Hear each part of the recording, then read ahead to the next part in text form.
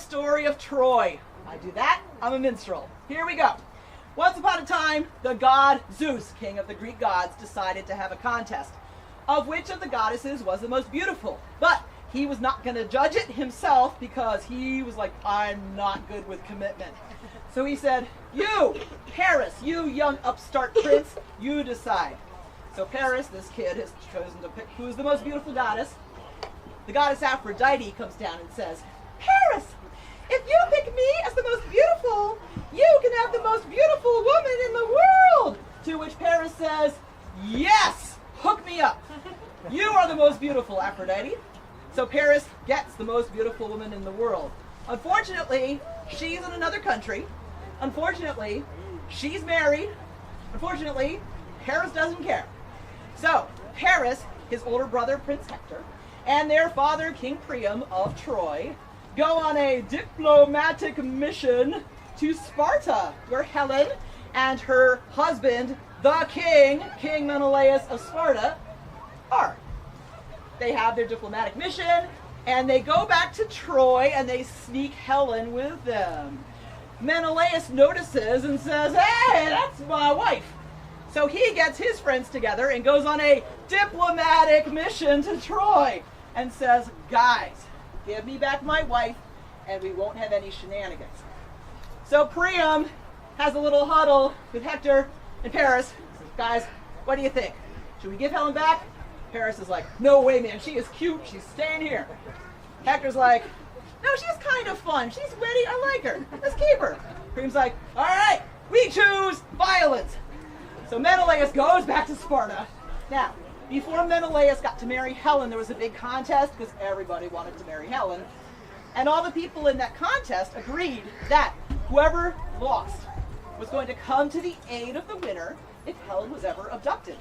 Lo and behold, she's been abducted. So Menelaus goes to all those guys who lost and says, hey, losers, get your 1,000 ships. So they get their 1,000 ships and they sail across to Troy, and they're about as effective getting into that city as I was against you with my little catapult. So the doors closed, walls are up. They're like, we cannot get in. What are we going to do? So this one guy goes, ha, guys, I got it. Listen to this. We're going to build a big wood horse that's hollow inside, and we're going to sneak in it, and they're going to take it into their city, and we're going to jump out. And everyone else is like, awesome idea! So they build this great big horse, and some of the Greek soldiers sneak inside, and some of them hide in the bushes, and some of them pretend like they're leaving. And they tell the Greeks, you can have this trophy of your victory and take over Greece whenever you want with this horse.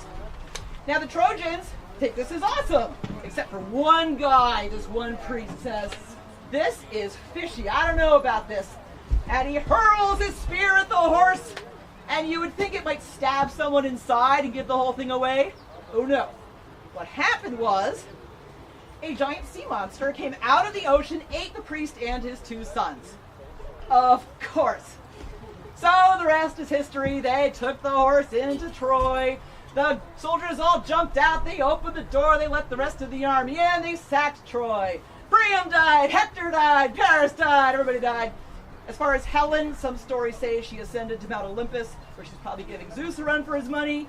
Some say she got back with her husband. Some say she married even Hector and Paris' younger brother and got him killed. So who knows? But Helen is probably off, causing trouble. Meanwhile, the rest of the Trojans did the walk of shame back to their boats, and they had to leave Troy to the Greeks. So the Trojans got in their ships.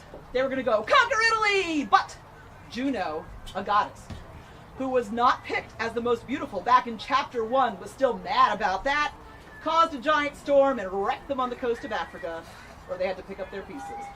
So while they're picking up their pieces, I will leave off my tale. I thank you so much, very much, for listening to the story of Troy.